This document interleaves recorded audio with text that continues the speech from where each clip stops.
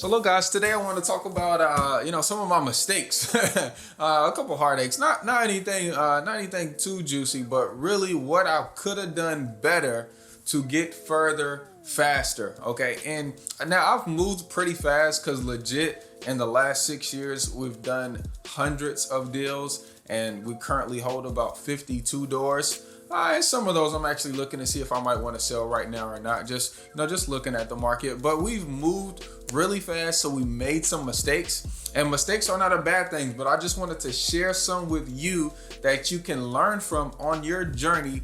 So we can kind of learn, earn, and grow together. Okay. Now, if you've been here already, welcome back. But if this is your first time, I'm your boy, Sawan Belcher. Okay, I'm a full-time real estate investor. I practice wholesaling a bunch. I practice fix and flip real estate, subject to real estate investing. I do some transactional funding for guys that do their own deals, and I just lend for a 48-hour period of time.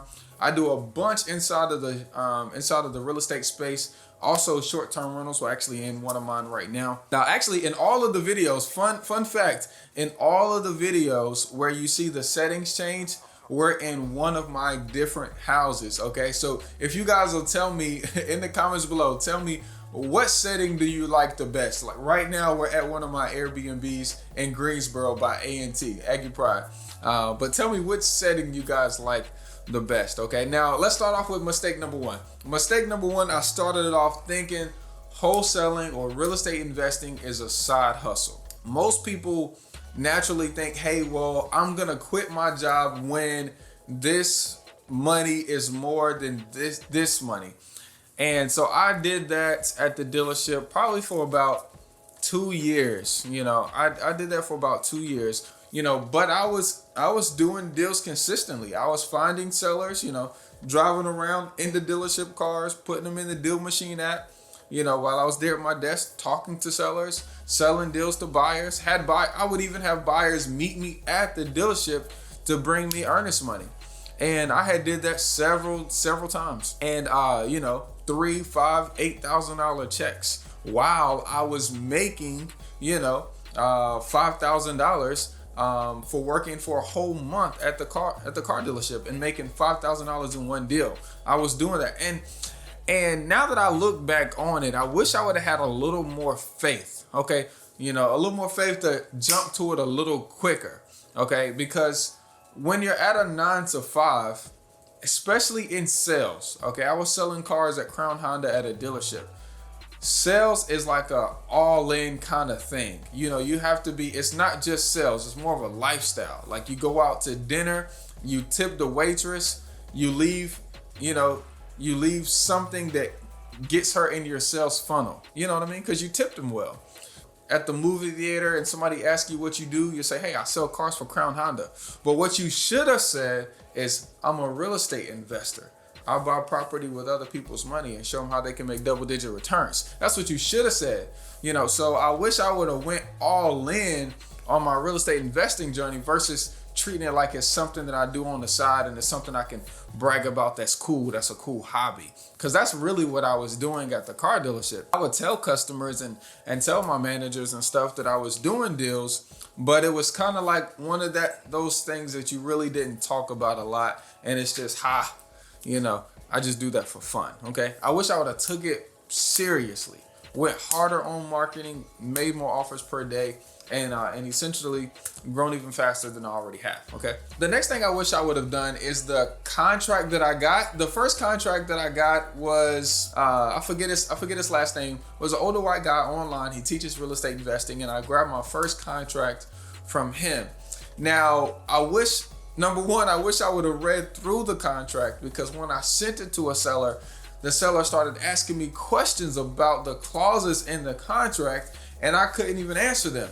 And that's because I didn't read it. So that was the first thing that I did wrong. I used a contract that I didn't even read. Number two, I didn't let the closing attorney that I was going to use to close the deal review the contract to make sure they agreed with it, because by the time I got it to their attorney's office, they said, hey, we don't even close deals like this.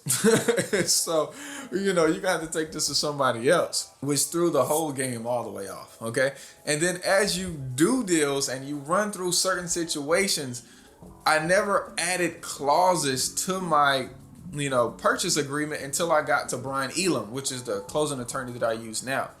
So now what I do is whenever I run into a situation where maybe I need an extension or maybe I need a holdback clause, so I'm letting the seller stay for 30 days, and instead of giving them all of their money at closing, I give them 70% of their money, and then when they actually move out, the holdback clause releases the rest of their money when they actually give the keys to the attorney.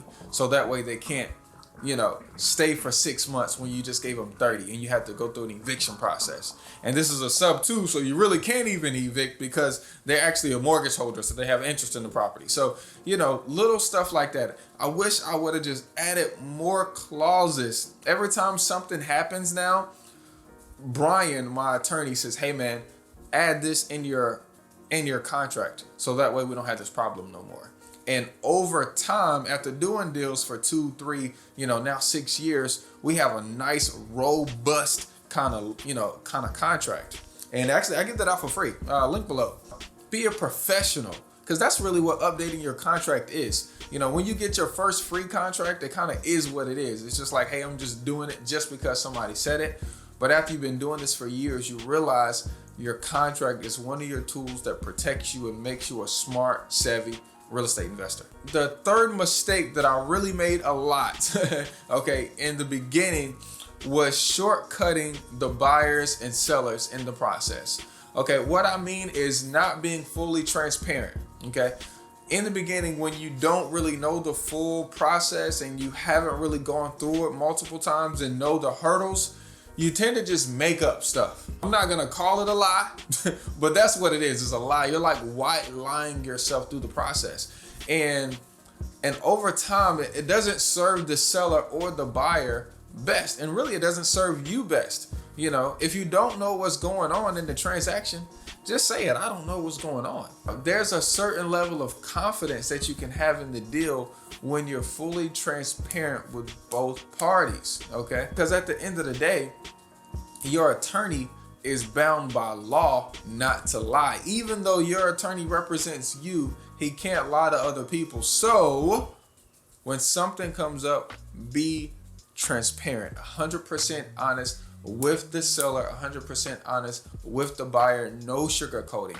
Even if that means humbling yourself that you don't know the answer to that question. I did a bunch of that just to get through my first, 50, 100 deals, just saying whatever, just to make them happy at the moment, only to get to the end of the deal and kaboom, there's like this big explosion and everybody's upset. Let me give you a real life example. We tell sellers that we're paying for the closing cost, and the benefit of us paying the closing cost is them knowing exactly what they're getting. This comes to bite you in the butt if you don't explain that their bills are their bills and you're not responsible for their bills. You're just responsible for the closing cost, meaning the attorney, any like transfer tax fees from the state, and the title search and title insurance. That's what you're responsible for. Not their past due taxes,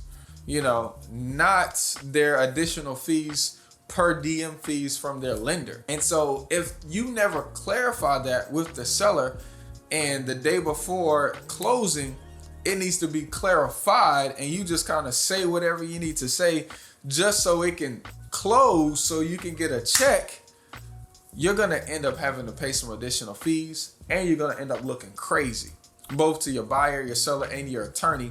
And it's better to just go ahead and be uncomfortable right now, and versus looking stupid and losing some relationships. That's just a mistake that I made that you shouldn't have to make.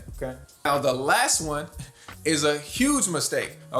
This is insurance, real estate insurance, property insurance, homeowners insurance. We don't know how important insurance is until we actually need it. I had 3 house fires within the span of about 2 weeks. Luckily, I learned my lesson after the first house fire, and immediately I got an insurance agent and got insurance on all of my properties, because who knew on the second 2 house fires I was gonna make $200,000, total. Essentially, I lost out on $100,000 because I wasn't willing to pay $1,000 insurance policy. You see what I'm saying? That don't make no sense. $1,000 insurance policy pay out $100,000 on a house fire, but we think up front that, well, I'm getting over, or I'm doing myself a favor because I'm not gonna have to pay out this $1,000 right now. No, sir. Don't cheap out on the insurance, okay? Please don't cheap out on the insurance. You need homeowners insurance, property insurance anytime you have a real estate property. That means if you're wholesaling and you're just buying it as is and selling it as is, get insurance. If you have a rental property, get insurance. If you're doing a fix and flip property, get insurance. I promise you will thank me when you do. Okay, now if you made it this far, remember to subscribe and like the videos, and if you like to comment, then comment below on what you got out of it, okay? Or send me a deal. Let's talk about a deal. One thing that I love about reaching you guys on YouTube is people come to me knowing nothing about real estate, binging the videos, and then they'll DM me on Instagram, and I'll help them through their first deal, okay? Or guys will connect with me on the with the Real Estate Made Easy course, and we'll walk through some of their transactions, or I'll help them raise money for their first deal, and that really brings me joy. Okay, now don't get me wrong, I love doing deals myself, but helping other people do deals as well, that brings me a lot of joy. So definitely hit me up in the comments or hit me up on IG, and I'd love to help you do your first deal. Let's get it, guys. Have an amazing day. Peace.